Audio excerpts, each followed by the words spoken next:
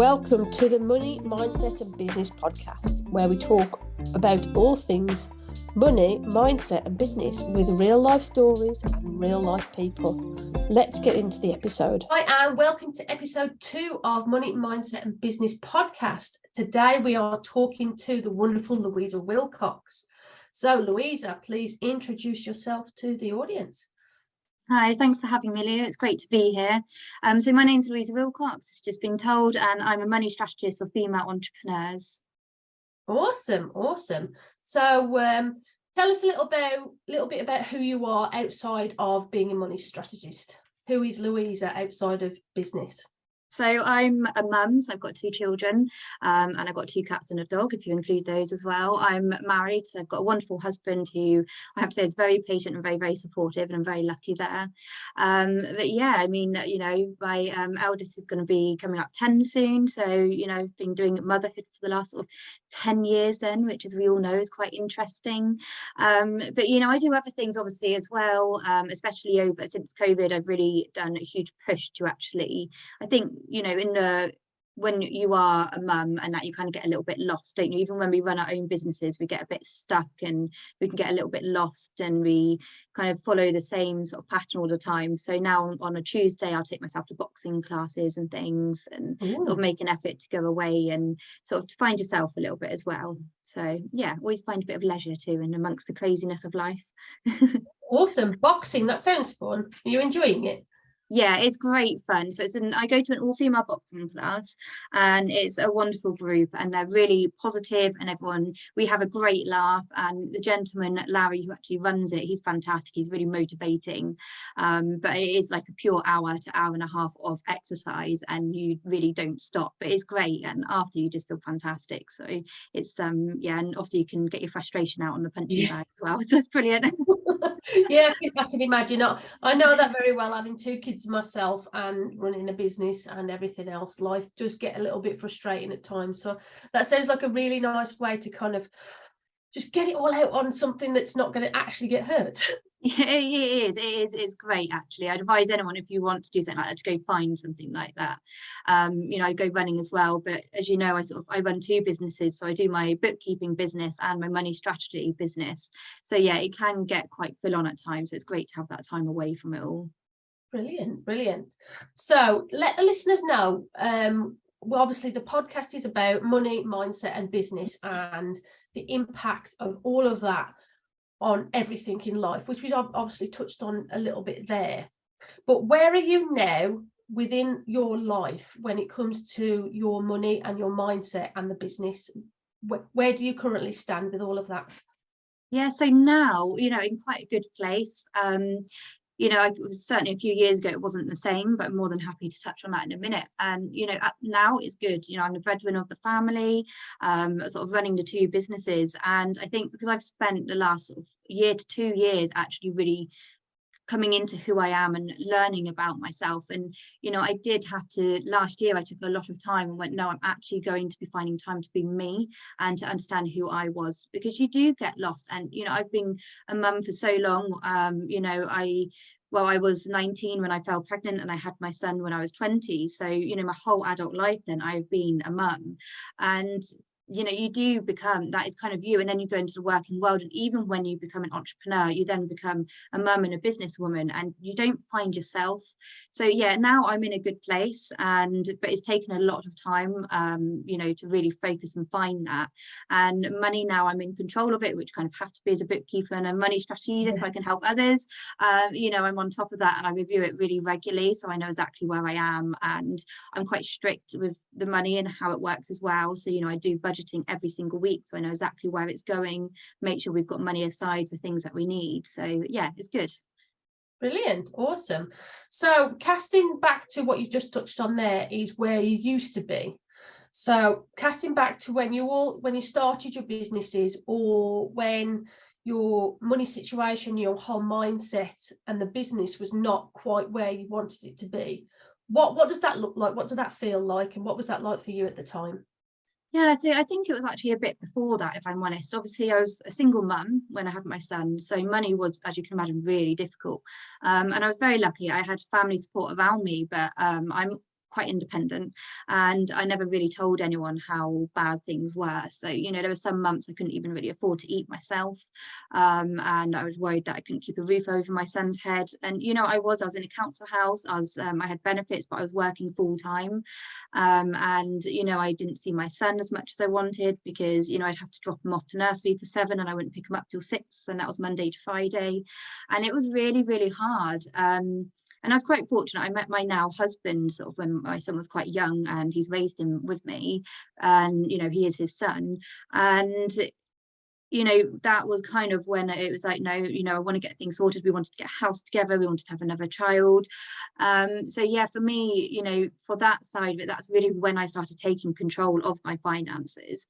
But if we, you know, it wasn't actually until after I'd had my second son, so I was made redundant. So joint, you know, obviously we had COVID, and I was actually on sabbatical before that, whilst my eldest son went through quite a major spinal operation because he's got cerebral palsy, to help him walk unaided. So I was on sabbatical for a year to care for him and help him with all the after sort of recovery. And then COVID hit just as I was meant to go back to work. My youngest was really young at this time, and I was made redundant from the accountants.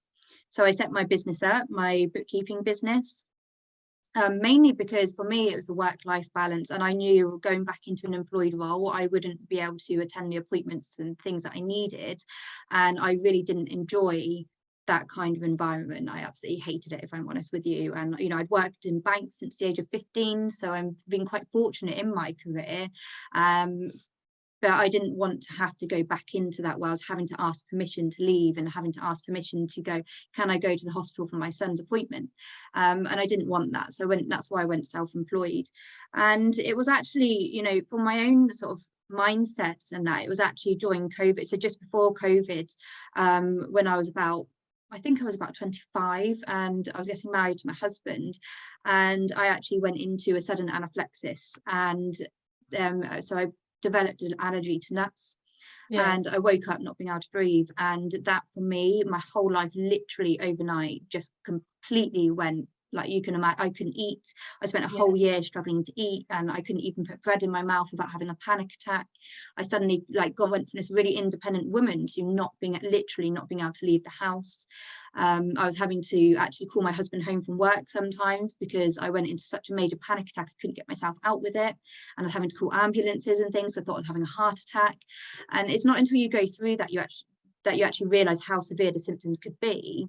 And when then COVID hit with my husband, because my husband was obviously furloughed like a lot of people was, I really sat there and went, you know what, I really need to take control of this. And it kind of was my slap in the face and my journey to recovering then.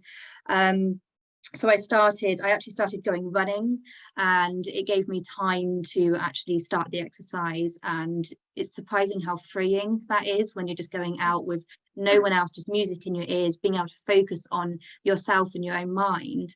And then I went, right, okay, I haven't been eating well. I admit I'm a cake lover. I absolutely love cake. Don't we all? Sweet tooth. Honestly, I could start the day quite easily with a sticky pastry. Absolutely love cake. But it's also been my downfall, because as you know, when you're a mum, what do you do when you haven't got time? You pick up the quick and easy chocolate bar. So health-wise, I've always been quite small, but health-wise, I wasn't in a good position. And obviously that really impacts your mental health as well. So I took the time to really start actually eating properly, and it was when Joe Wicks started doing on YouTube the exercise at home for the children, the PE with Joe, and I was doing that, and that really helped give me that time to focus on myself and trying to get my kids involved. And it started me on my journey to recovery, but it has been a long journey. And then yes, I went self-employed when I was made redundant, and again, as you know, being self-employed yourself and what you do, it opens up a whole new world. So suddenly you're not just a bookkeeper on a money strategist, you've got to be a marketer, you've got to be online, you've got to be visible, you've got to be going to these networking events, and you've got to have the confidence to talk to people. And I was always someone who would walk in a room with my head down, and I'd avoid looking at people because I was worried about the judgment, and I'd walk away thinking, gosh, did I say something I really shouldn't have? So it's been a really long journey for the last couple of years of actually gaining that confidence and actually getting myself into a place where sort of where I am today. And it's still a work in progress. I think as you go along this journey, there's always things that crop up that you have to actually focus on. Oh, definitely. I mean, I know you and you know me outside of this call, and I know the self-development journey is a never-ending one, because you feel like you've overcome something, and then something else props up. And the way I like to kind of think about it is you're pulling back the layers of an onion. There's so many layers of an onion. You pull back one, and you're like, oh crap, there's something else now. And then you deal with that, and you peel back another layer, and then there's something else, and it is a never-ending cycle. But to go from where you were to where you are now is absolutely amazing. And I can see, I mean, this is being recorded on YouTube for those of you listening on podcast. You can see how confident you are in yourself, the way you hold yourself and everything, the way you talk about yourself is fantastic. And I can't imagine Louisa as the person like in the corner of the room with her head down, worrying about what she's being judged on. So congratulations to you to getting to where you are, because it takes a lot of work. Thank you. It does. And you're right, it does. It is like peeling away the layers of an onion. And I think until you come up against that block, you don't realize you have it. I mean, when I went through, because I basically had a mental breakdown, and I realized that now, but at the time I didn't realize it. And it was the exercise that actually helped me get through that. And that's why now I try to keep it up. I slipped a little bit over Christmas, as we all do, but trying to get back into the rhythm. Now we're getting lighter days. But you know, at the time I did a lot of journaling, and now I look back and sort of read those, because I journaled every single day, and it's just the difference is just completely, like I'm just not the same person. But I think it's just easy to remember that, you know, it's always, you do have to keep progressing and keep going through it. And actually sometimes when you journal and you write things down, then you can look back in a year's time and go, wow, I really have actually come so far. But it's a really big journey, and it's a lot of it comes, as you know, it comes from things that have happened to you as a child, that you've went through, that you've witnessed, that you've heard, and it all then impacts your adult life. And it's surprising, it can be the most simplest of thing that you suddenly go, wow, didn't even know that was stopping me from doing that. And it's crazy, isn't it? Hi, I am just interrupting the podcast to tell you about my up and coming business mastery workshop. Are you ready to take yourself and your business to the next level by reclaiming your power and unlocking your financial freedom? Introducing my business mastery workshop, which is going to be on the Tuesday, the 18th of April 2023, 1 day, 3 hours for just £15, which is an introductory price. Pulling together spirituality, mental fitness, and finance to provide you with a never seen before insight into yourself, your business, and your relationship with money. Are you feeling stuck and not sure why? From my experience within business and personal development, I've discovered that many business owners are giving away their power within their business without even realizing it. For too long now, accountants have been holding power over you. Business owner, when it comes to the information that you need to make vital decisions that are going to push you and your business forwards. So let's bridge the gap between business owners and accountants. Become a master of yourself, a master of your business, and a master of your money. You will leave with clarity in yourself, your values, and an action plan to ensure the longevity of your business. You will have tools and techniques that you can take away and use time and time again to support you and ensure you have ease and flow within your life. You will have templates to ensure that you can reclaim your power within your finances and control them easily and understandably. Be a start of the revolution, and let's reclaim your power over your mind, your business, and your money. For more information can be found in the show notes, plus the link to join. I can't wait to see you there. There's stuff that you come across as you're doing the work, that you're like, well, I don't even remember that happening, but all of a sudden your brain makes it appear in your mind. And there's actually a scientific fact about that, is the fact that your brain will not let you deal with something that you can't deal with. A presupposition in NLP is your brain will not let you know of something that you were not able to deal with, which is why as you start doing the self-development, you start dealing with things that you don't even remember happening pop up, because your brain's going, okay, you've done enough work now, you can deal with this. You've got the tools, you've got the resources, you've got the mindset to deal with it, which is why it's a never-ending journey, this whole self-development journey. So in terms of where you were to where you are now, what would you say has been the biggest thing that's helped you along the way? What work have you done? I mean, you've talked about the running, you've talked about the journaling. Is there anything else that you have done that has had this monumental change on how you feel about not only your business, but yourself as a person?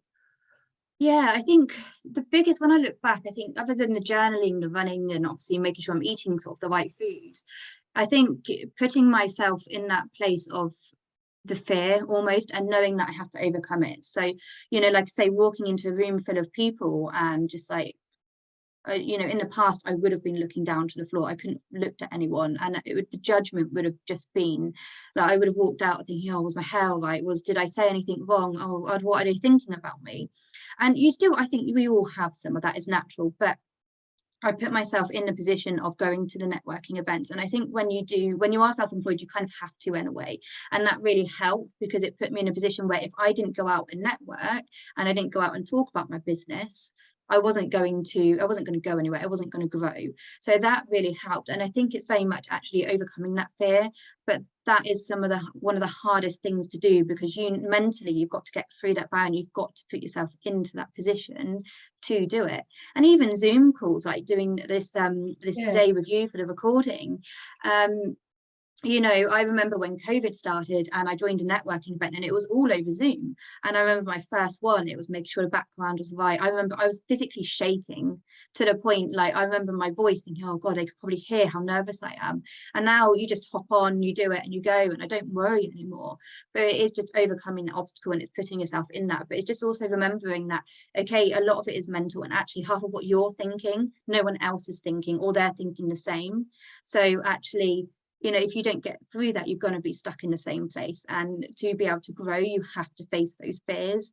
And we're all human, and we're all who we are. And it's just being your true self and remembering there is actually no one else out there like you, and owning that. But we're not all going to get on with everyone, but those who we do get on with, and it is really powerful. And you then create a nice network of friendships and connections, and it's really nice.